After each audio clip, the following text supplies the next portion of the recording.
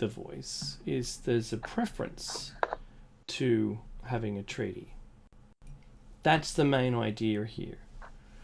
There are splinter groups from every walk of life that lives here, because we share one of the most multicultural environments in the planet, on the planet, not in it, on. And the splinter groups are vastly different from each other. Yeah, there's a bunch that say yes, there's a bunch that say no, but of the no's, is it informed? Yeah, no, not really. Is it misinformed? Mostly. And there are informed people who've chosen no because they just don't wish it's the way to go. So, of the no's, there is a group of people who are in fear that it's going to be the end of the Constitution. It's going to give them back the honestly, it's such an exaggerated view of what it means. But the true voice to Parliament is only a platform in which the traditional custodians of land can provide advice, and it doesn't have to be adhered to. It's a toothless tiger disguised as a fluffy cloud, right? Of, look, we're doing something, and this is kind of what it is, and well, let's just accept it. And it's a lot of no's. I believe that it's the very minimum that we should be embarking upon to begin with, but a lot of people who say no believe this is the thin edge of the wedge, and it's kind of all over. Right? It's the end of the British Empire's rule of Australia, blah blah blah blah. It just keeps going. So like, everyone's entitled to their own opinion, and there was intentional misinformation that got around that swayed people, which is now never going to return again because of an emotional connection. They learnt from the previous American elections, where by the fear and an emotional connection of loss of your everything that you held dear to yourself. And that's what it is. And you can't fight that now. It's out there, Mickey. Look, this is the thing, right? And we have to ask ourselves some hard questions here. So Dave is right. A lot of misinformation has gone out. So I can tell you, I've looked at the information that's out there and what's been proposed. The voice to Parliament has exactly zero power to do anything. Mm-hmm. There's nothing. In fact, they can't vote in Parliament. So it's actually meaningless, right? Mm-hmm. In many ways, and that's why a lot of Aboriginals, a lot of and this is really interesting because you have to understand who's supporting it as well. These are handpicked people, handpicked by the government, like usually CEOs or people in charge. Like they're part of the Boys Club, even though they might be First Nations people, they're still part of the Boys Club. Mm-hmm. Whereas there seems to be a very strong grassroots support for the no vote, and it's really that that it doesn't do anything. It's just placating the Aboriginals. That's it's just true. Yeah, it's a band-aid. Good luck to you, and you know what? Just take it. Just like it. And of course, it's not enough. But we have to ask ourselves this: number one, are we part of the Crown? Are we part of or do we want to be part of the Commonwealth? Is the Queen, or now the King, I should say, is the King our head of state? Mm-hmm. Now, yes, at the moment that is correct. What does it mean? Well, a lot of people think it doesn't mean anything. The King can dismiss the government through the governor. That has happened. So you can't say, oh, that never happened. It happened. Absolutely, it happened. So you have to ask yourself, well, it's not really that powerless, is it? No, not at all. Was that the origin of the quote, "Long may we say, God save the Queen"? Yeah. Because he got sacked. Yeah, essentially. Yeah. And the thing is, it's not ideal, right? In many ways, because it leaves us with a bad taste in our mouth. We go, okay. So are we part or not? And then we have to ask ourselves, what about our system, Westminster system? It's a two-party system, opposition and parties in power. Mm-hmm. Could be a coalition, of course, but Westminster system is usually broken up in two blocks. Is that the right way for us to be governed? I don't know. In my opinion, no, but that's just my opinion. And are we in fact willing to reconcile? What does it mean if we were to reconcile? What would it mean? It would mean that we would have to give the Aborigines back their sovereignty, which would entail, of course, a treaty. And once we acknowledge the treaty, the last 200 years are one big genocidal crime that was committed specifically by the British. Yes, they're the colonizers. I mean, since then, many different nations have come in to live in it. If you're a recent immigrant, chances are you're not part of the whole genocidal thing, right? That's right. Because you just recently came. But still, you're here. So we give them sovereignty over the land, and it would mean that they would now be in charge of certain sections of Australia, or all of Australia, and it would be the end of our parliamentary system. In fact, Senator Thorpe, is it Senator? Yes. Yeah. Lydia Thorpe. She specifically said that's what she wants to do. She wants to bring it down from the inside. I listened to an interview that she gave. She wants to bring down the system from the inside. That's what she said. I'm not making it up. It's what she told us. And I thought, okay, well, fair enough. I mean, she's not lying about it. So if you vote her in, then then that's what you're getting. She's not hiding her agenda, right? And I understand it too, because it's anger that speaks there, a lot of anger, right? Because you have to understand that for 200 years, and even still, if you look at it's similar to what happens to African Americans in the United States and other minorities in other nations, right? It is that Aboriginals are disproportionately represented in prison. There's out of that disproportionate representation, a very large number tends to die in prison. Yes. I mean, what? And then it's also true that children of Indigenous families are taken away more frequently than children from other families. And as a percentage of population, it's a complete misrepresentation, right? So that's where we are. So it's true, and yes, there were massacres and people were killing Indigenous people for sport. That's also true. Just like the Americans, killed the bison in America by the millions, right? And then also the Native Americans. But the Native Americans, I guess, they some of them got treaties and some of them got reservations. But I mean, if you look at the state today, it's not a good state to be in, right? So where are we here? So it would take a revolution, Dave, in my opinion. Yeah. It would take a revolution of thought, because one thing I realized, what I realized? I was thinking about this a lot over the last few weeks. And the unfortunate truth, our human condition is such that peaceful change for the better doesn't exist. No. It has never existed. There has never been a time in the world, in the history of the world, where there was a peaceful change for the better. Whether maybe the ruling class or someone decided, you know what, we really should do more for the people. Oh, we're just going to kind of step down and... Yeah. No. Let's just let's do everything we can for the people. Let's give up our wealth to the people. And let's make sure everybody has a good future and a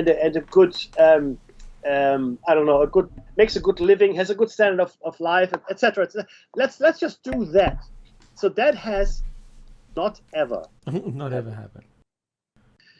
And so this is my fear, and this is my fear across a number of different nations, right? It's not just in Australia, but it's in America, it's in parts of Europe, it's certainly in parts of Asia, it's in parts of Africa, as we see today, it's in parts of South America, where I fear that the resolution will come in a great heave and wave of violence.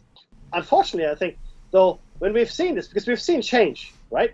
And then for a little while it was better, and sometimes it wasn't, but then it always goes bad again. Yeah. Because the people that were formerly the oppressed turned now into the oppressors. Absolutely. And that's just human nature, right?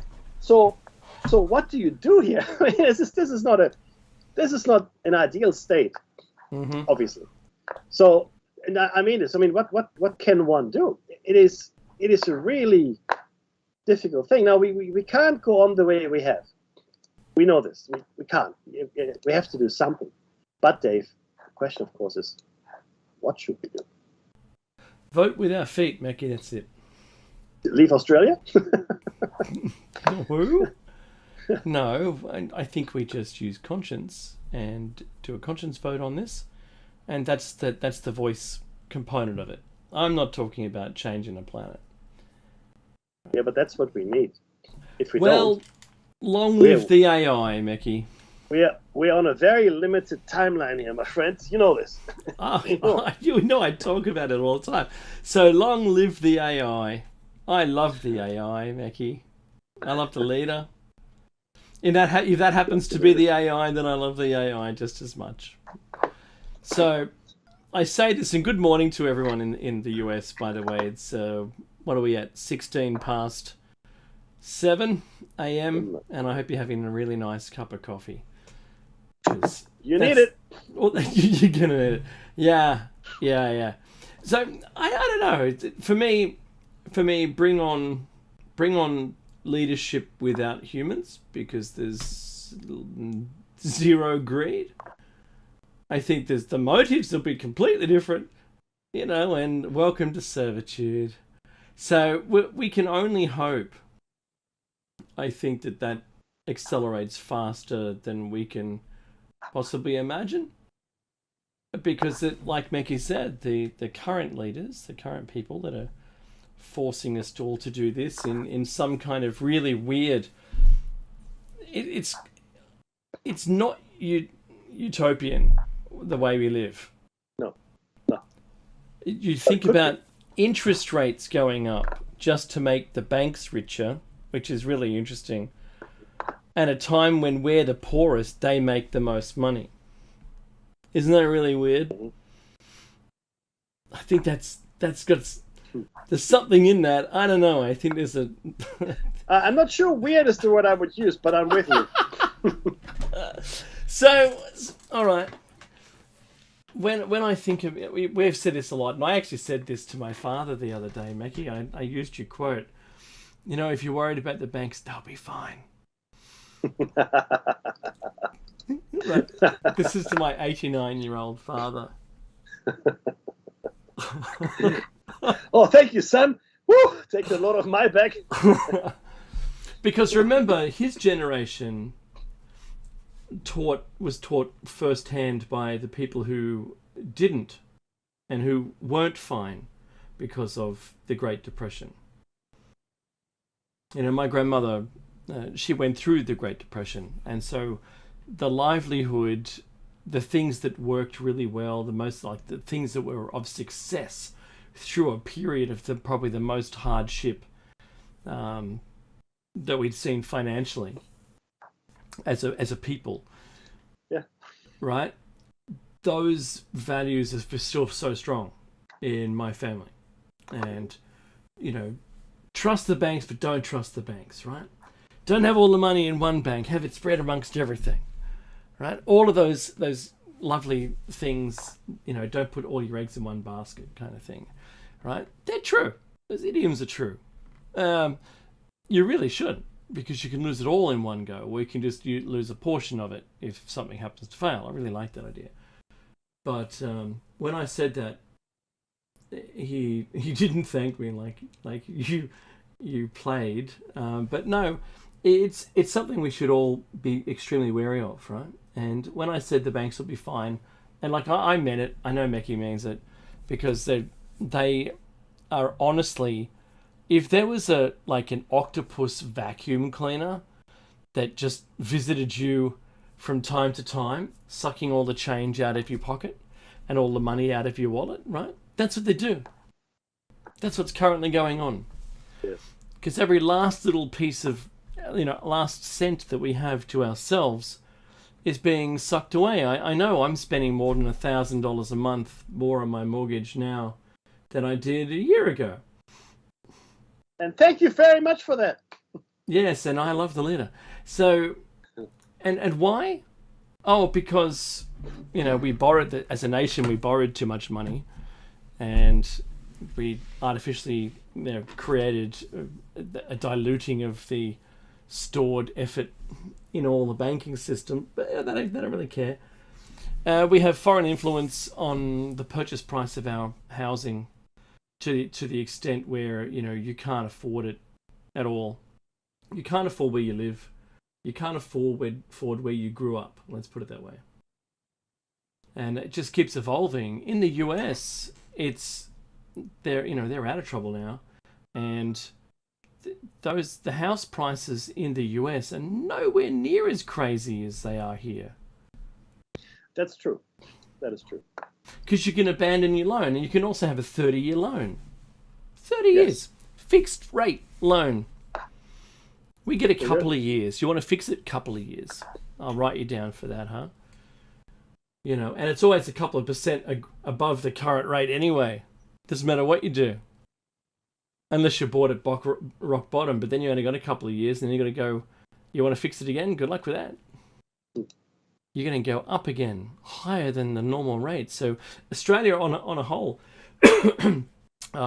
was read in a comparison from country to country, where we are one of the highest variable rate per capita, where we're betting. We're a betting people, Maggie. We bet that it's going to stay lower than the fixed.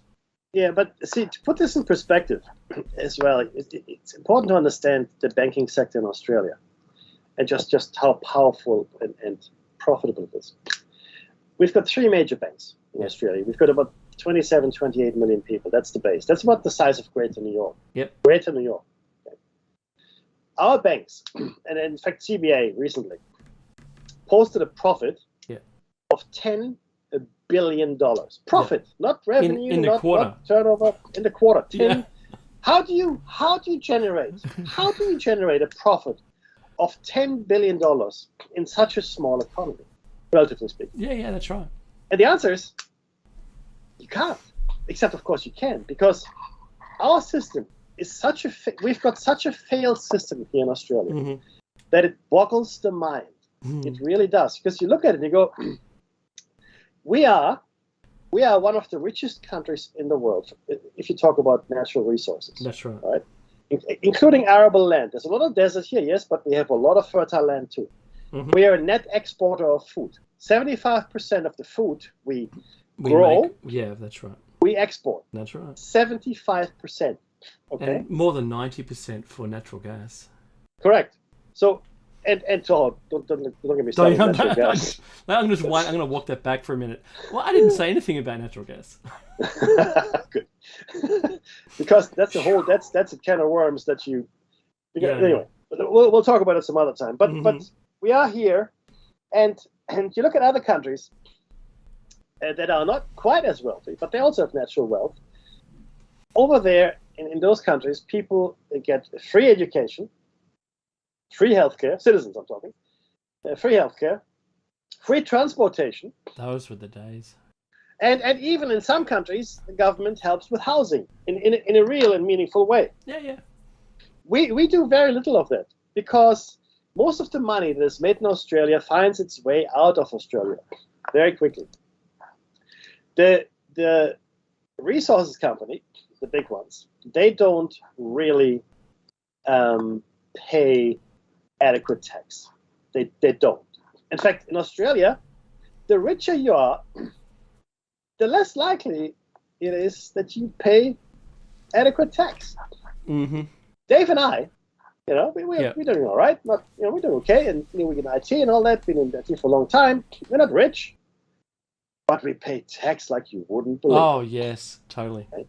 It's not good. I hate it, but what you gonna do? And you find yourself scratching your head. Now, Carrie Packer is dead now, but Gary Packer 1 year paid like $1 in tax, That's right. and he's a billionaire, right? Yeah, And I pay a lot more than $1 in tax, I'll tell you that. and I'm nowhere near his net worth. Not even, Yeah. not even in my wildest imagination. So there's a massive problem here in Australia and the way the country is being mismanaged. Now, there's a global mismanagement, and the problem, of course, is the banking system and everything comes with it, fiat currencies. It's the entire thing is ready to implode, I think, soon. Yeah, I'm in agreement with you, but I think there's other vectors which would cause the implosion. It won't be the money itself. Oh, it's yeah. You know what I mean? It won't be that does it. That'll be there'll be a net effect, but that's not going to be the cause. And I struggle still to find the cause because there are so many vectors that any one of them could do it. Like just simply when we had fuel increases, like we're sitting on right now, where it's unlikely to go anywhere below $2 even for the cheapest rubbish fuel that I'd never put in my car. Right? I think it was at $2.38 for 95. That's it's insane. Ridiculous. That's per liter, not per gallon. Not per gallon. In Australia, we don't buy the gallon. We buy by the liter. That's right, and it's close to 4 times. It's so disappointing. So when we saw that last increase in fuel, especially, mind you, for the diesel fuel, then that cost everything. That caused everything to go up because we transport. Our country is so large, and we live around the edge for the majority of it. The small towns, only about a third of the way in, and then, around from the outside. Western Australia has very few towns inland from the coast. And, that really caused some big issues. So we saw, I would call it artificial inflation. This is inflation caused by the cost of goods and not the services. And everything had to balance out as a result of that. But just so the banks go, well, the government goes, we've only got one lever. It's just interest rates. I'm gonna click it back. It's kind of like the ship. To move a ship's engine, you've got a 0 point in the middle where you're not doing anything, but forward is going forward and back is reverse, right? So we'll just push it forward. Yeah, yoo-hoo! And they have a big party. They have money fights, and the interest rate goes up, and we all get poorer. Do they get poorer? No. There's a what's it called, Q&A. I think there's a Q&A coming up, and they just did tonight. They did a grab from the upcoming show because it's filmed in advance, and the question was, times are tough right now financially, and they start off with this lady sitting there in the audience, and so a times tough for you? Not really. Just not really. That was her answer. And everyone else's comments in the grabs, right, in it like this, a clip ad for their upcoming show was like, yeah, this and that, and I'm cut this out, and and I can't pay all my bills, and well, that's the way everyone else is living. But the not really comment is that echelon that it doesn't matter what happens in society, they're still going to be fine. That's right. And it's a clear reminder. It's a stark reminder of that what we're facing, because those people make the decisions. And that's actually an excellent point. All the decisions, and this is not just in Australia, all the decisions that are being made that affect hundreds of millions of lives across the world, right, are made by people who will not be affected at all by any of the decisions that are being made. Not at all. Yeah. Just think about that for a second.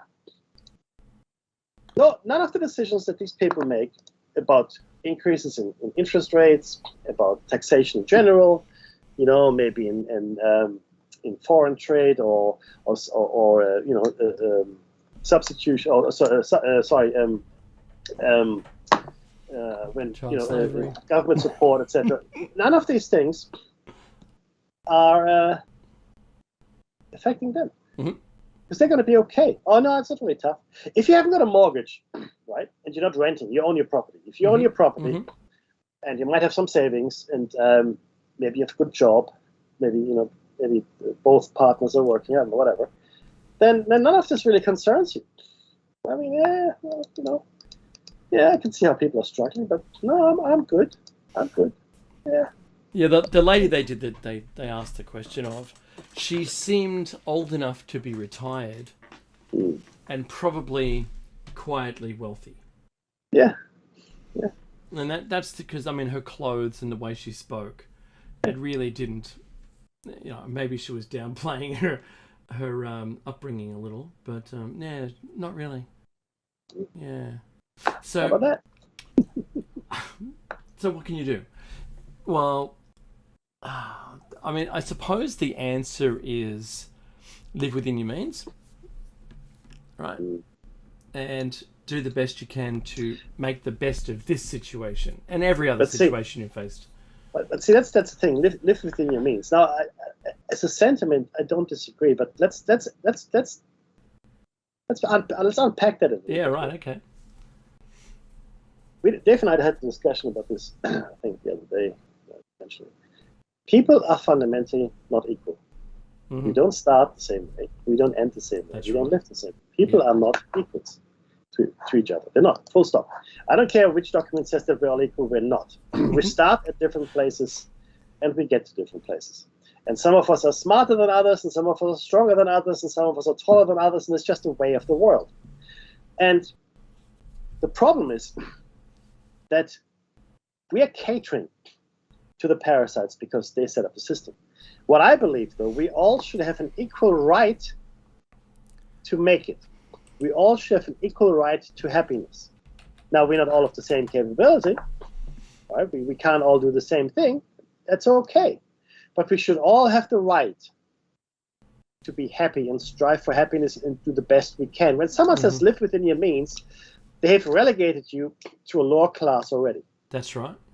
Okay? Live within your means. Well, the system has been rigged in your favor, okay? And it has stopped me from achieving my full potential because I couldn't afford the schooling, or maybe I couldn't afford to live in the right neighborhood, that's right. couldn't get the right job. Yep. So in fact, see, the funny thing is this. Let's look at America, which is meant to be the paragon of capitalism and democracy and all these wonderful things, right? In America, you have a landed wealthy class. You do. It's just how it is. That go to the Ivy League schools and get all the good jobs, etc., etc. Usually, it's a generational thing. In fact, in America, not just in America, but at the same time. Now, this is the land of the free opportunity and everything, right? It's all available to everybody. If you don't take advantage of it, that's your fault. Now, what do you say to let's say a woman that had children when she was young, maybe in her 20s, maybe her late teens. I mean, that's some people make. Why not? But then maybe her husband dies, maybe tragically. Let's say that happens, or maybe he leaves her, or whatever the case is. Right now she's got 3 children, and because she came from a working class background, and maybe she didn't do all that well in school, so she couldn't, go to the best schools and get all the tutoring. Because the thing is this: you don't have to be smart to go to the Ivy League schools. You just have to have help to get there. Do you think all the people that go there are smart, especially the legacy ones? Think again. And tutoring, of course, right? He's legacy. Yeah. So there's this massive cliff that people fall off of. So she now works 3 jobs. She physically can't work any harder than she already is. Maybe she works 5 jobs. I don't know. But the point is, she could only afford probably to live in a fairly poor neighborhood, I imagine, because the rent is cheaper, let's say, right? And her children would go to maybe just a regular school, like a public school, that maybe doesn't have the resources to really, teach each child. Even if her children were super smart, and I know this for a fact because I've seen it. And and they put it in a normal school, but they don't get any special challenges or special treatment because there's just no funding there. I mean, the teachers can see this is a smart kid, but so what? So what? And then they are left behind because they might get bored. They might play up because they're bored. It's just too easy. So, and nobody tells them, oh, you should work hard and do this and that. In America, especially, people like to point to people that have made it. Oh, look at that guy over there. He came from the slums, and he worked hard, and there he is. That's 1 in a million. That's 1 in a million. Okay? Everybody else is actively being pushed down. Okay? It is very hard to escape the cycle of poverty. In fact, Dave and I did a show on this where your stress level, and usually when you don't have money, you're worse off financially, economically, etc. Your stress levels are higher. Your telomeres shorten quicker in your sperm and eggs. That's right. So if your parents are poor, because stress is usually expressed in poor people more than others, then you are born with shorter telomeres already. You've got a genetic disadvantage. That's why these royals live so long. Have you noticed this? 90 years, 100 years, they live, and they're in pretty good shape until they finally, shuffle off this mortal coil. They're in okay shape. They're not, tottering and dribbling and whatever, right? They're in good shape. Why? Because they're generationally wealthy. Their stress levels are low. They don't have to worry about. They don't even think about things like you need cleaning the house, washing the car, filling up the car, people cooking. For those things. Yeah, picking up the kids, laying out my clothes, blah blah, all that stuff. Mm-hmm. None of that is part of their life experience. Okay, and this is something that people don't realize. And then, so you're born into this poverty. You already probably have a shorter lifespan than others that are much better off. And not only that, richer people can afford better food. Richer people can afford to live in nicer neighborhoods, with nicer parks, maybe, healthier environments. They have time and money to send their kids to extra activities like swimming or sports or arts and craft or whatever. I'm going to say they don't skip meals, and the hardship is so reduced it's not funny. So yes. Think about what it is if you grow a plant in nature where hardship is every other day. So is there enough light? No. Is there enough water? No. Is there enough nutrients? Not really. But I'll make do. Yes. And then you put a plant, for instance, in idyllic conditions where there's always the right lights for the right amount of time in the day. There's always the right temperature. There's always the right nutrients and enough water, right? At all the right quantities at the right times.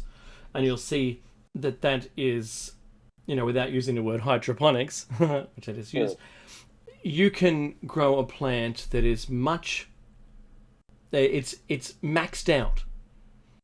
Couldn't be better. Looks healthier. Have you seen people making with a ton of hardship, how quickly they age? Of course. Not only that, because they have less options, right? Mm-hmm. We all crave entertainment or things that take our mind off things, etc., etc. And it's just who we are. It's just human nature. People are then driven to alcohol, tobacco, drugs, maybe even, which make you age even quicker. Not only that, the food that you eat, you might lack the vitamins, right? You're aging through what you consume because you can't afford the organic whatevers, right? You may not be taught about some things. Yeah. I totally understand. I get it. I get where it is. Yeah. And that's really the issue here that we see, and this is an issue that has been with us since time immemorial, right? Mm-hmm. Only, of course, it is getting much worse, and by that I mean, if you really take stock, right? Because in the olden days, all you had was organic food. That's all there was. I mean, that's just how it is, right? Even if it was, like for poor people, the offal or the cuts that weren't so desirable, they still made it into something beautiful, like oxtail, for example, or beef cheek, which are really, you can't just fry up and eat. It's completely inedible. You have to cook it for a long time, but then it's really quite nice, right? But it was so everybody at least had a chance of eating some natural food. These days, that chance is becoming less and less. In fact, the big plan, and a lot of people on Facebook and also on the station, they talk about this. They want us to eat insects. Now, Yeah, that's right. fundamentally, I'm not opposed to that because people in the world do this today, as just part of the traditional cuisine that they have. But I've eaten them. yeah, look, so have I. But do I want to make it part of my staple? Not really. But certainly, I understand. It's a thing that happens, right? And okay, but they will still have the Wagyu steak, right? Oh yeah, totally. And so there's no privation for them. Oh yeah, let the peasants eat the worms. In fact, I don't know if you watched what's it called? The snow. The train that goes through the snow. There's this movie. Yeah, it sounds like that could be the title. No, it was a future. It's like this train never stops. The Earth had gone through. It's in an ice age. Yeah. And this train is perpetually moving. I can't remember what it's called. Wow. Look, it doesn't matter. But suffice it to say, this train never stops, and all the privileged people had gone onto the train first. They get all the good food, etc. It's a massive train, right? Just suspend your disbelief for a second. And then they also let on a whole bunch of people that didn't pay for that ticket, and they sort of put them in steerage, and they didn't get any food, so they resorted to cannibalism. And to stop that, they fed them this mush, which now you find out during the course of the movie is actually made from mealworms or such, right? Sure. And that's what happened. And I think the elite would love nothing more. The elite, sorry, my bad. The parasites would love nothing more than make us eat insects until the end of time while they chow down on Wagyu steak. Mickey, I see this exactly the same as the Hunger Games. It is. So remember the parasitic class in the Hunger Games? Yes. They didn't have the same life as everybody else that ended up forcing to be fighting against each other in all these sectors. Right. They didn't. They lived an opulent life. Yeah. Well above the hardship of the normal person. Yeah. And that's the same. I think it was written so well. I just loved that. And for their own entertainment, the Hunger Games was created. Correct. For no other purpose. Nope. In fact, it had no purpose at all. That's exactly right. That's right. And that's really. I mean, you're on the money. You're exactly right. It's quite. It's disturbing. I mean, it's disturbing. Well, we know what's what. We can see it. And then you see these, and people consume it as entertainment. Oh, it's just a movie. Well, no, it's not just a movie. It's what it is. It's the world. It's where we live, everybody. And unfortunately, right, a lot of people just don't realize that. See, you watch Yes Minister or Yes Prime Minister, which I love as a show, right? Yes, totally. And people, that's funny. Yeah, it is amusing, but it's also 100% true. It's not. This is actually how government works. And then they watch things like The Hunger Games, or they might watch, any old movie that deals with topics like that, 1984, Brave New World, or the books or whatever, right? And you think, oh, yes. They're societal parallels. Yeah, 100%. It's what they are. That's exactly right. And if you don't see it, what's the one with it's Charlotte's Web as well. There's undertones in there of the same. There are. Yeah. So there's only 11 minutes left, Mackie, and I wanted to bring something up that I'd never heard before today. I learned something new. I was 0 days older than now when I discovered this. Younger than now. That'll do. Yes. And that is that all of the songbirds in the world came from Australia. Really? Yeah. While we were still in Gondwanaland, and Antarctica was still connected to us, Hmm. and the water didn't go around Antarctica, keeping a south pole. Because the more landmass you have, the more awkward the water has to go around, and then you end up not having it's warm water pretty much circulating. So what happened was after we split from Antarctica, it stayed down and we kept going north. And while all of their birds and trees and flora and fauna and everything died out, apart from penguins and seals, we kept their trees and their songbirds. The rest of the world didn't have any songbirds, believe it or not. All the songbirds Wow. you have, this was 30 million years ago, and all the songbirds flew north and went through Europe and East and West and Wow. populated the world. And it's extraordinary because they can track through DNA all of the songbirds in the world, and all found ours have the original DNA. Wow. Isn't that something? That actually that really is, buddy. That's Yeah. that's phenomenal. So Julia Samira, you know who that is Hmm. from. Wow, what was that? Not Spicks and Specks, the other one. A Rock Quiz. Hmm. She's got the Great Walk, and she's doing these walk instead of comedians in cars. She's done this thing where she's walking and talking to people in towns in Oh, Australia.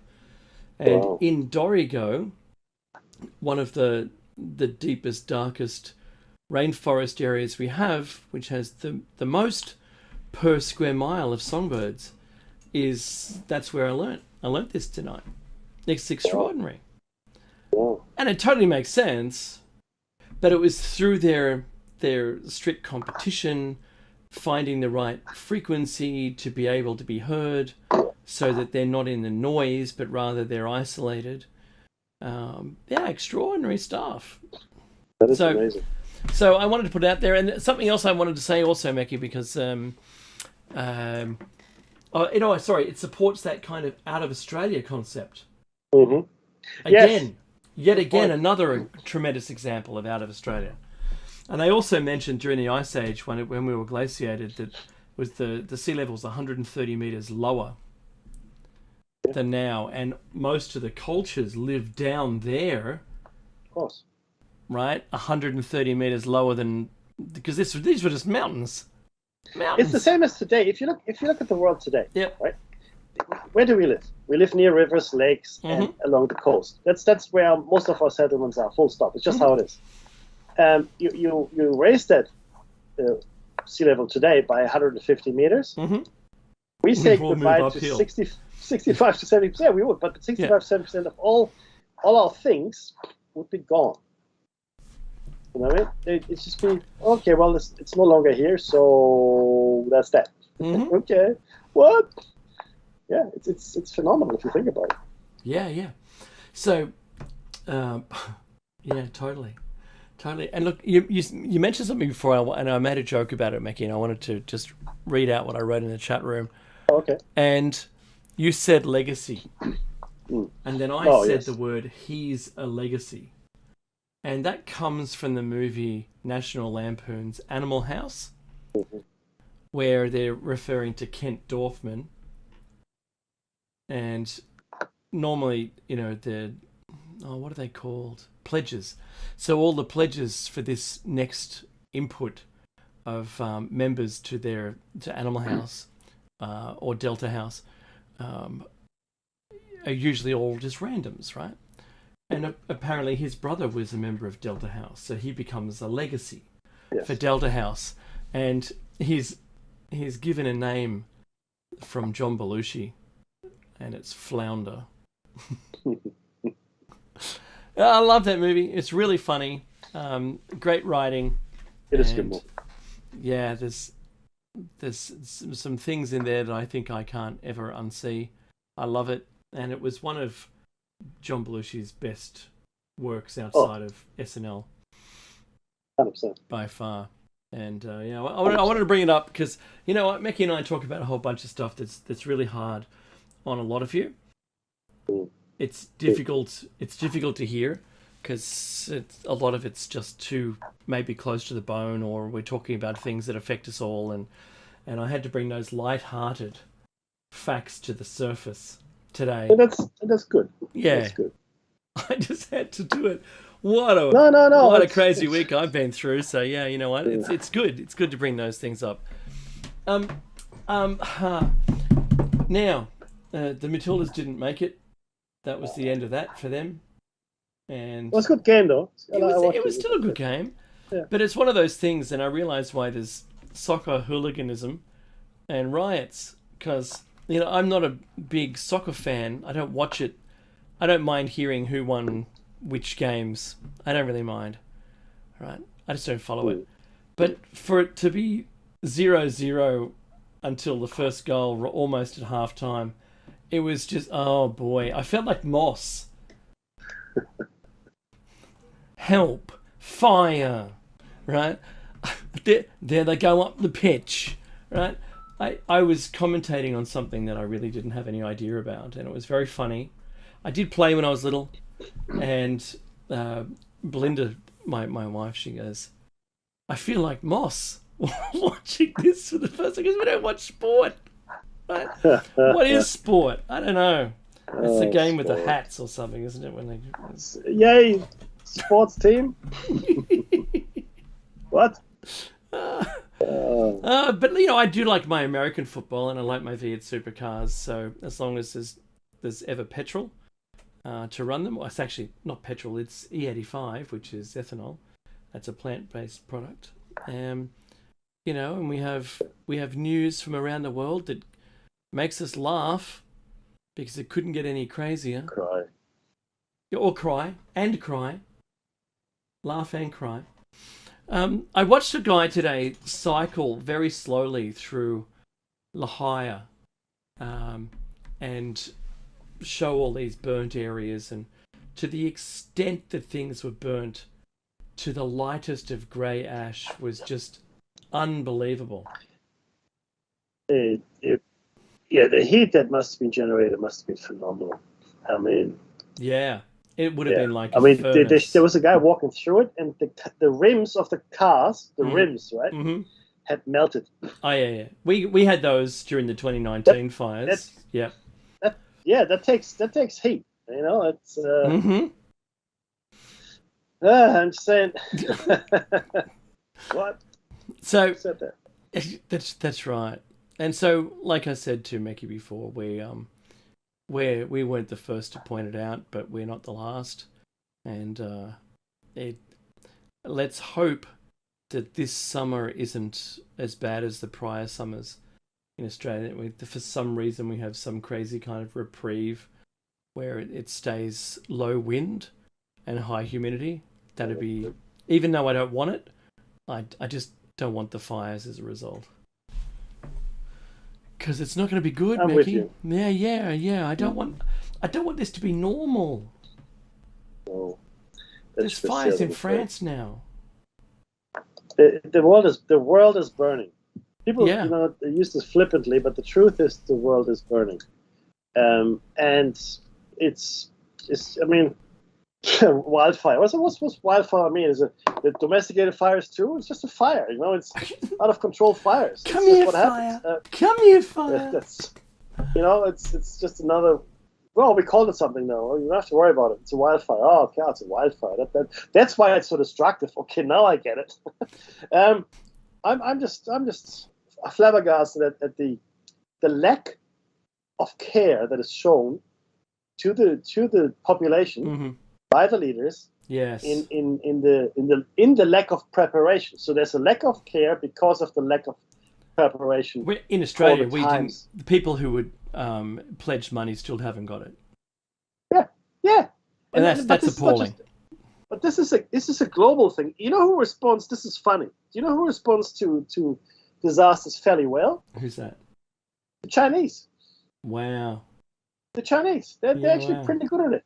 The Americans are hopeless. Europeans are okay. Yeah. The They're okay. Again, it depends where you are, but they're okay. We are. I mean, we Dave. We used to be phenomenal back in the 60s really and 70s. good. Oh my goodness! There was a massive storm in Darwin, but the one. Yep. Massive. Cyclone Tracy. And within days, they had it all under control. And That's there's right. the music. Thank you so much, everybody, for sharing your time with us and listening to us drone on. This has been Plato's Cave. And don't go anywhere. And most of all, be safe. We'll catch you on Sunday for Shining Side Out, everyone.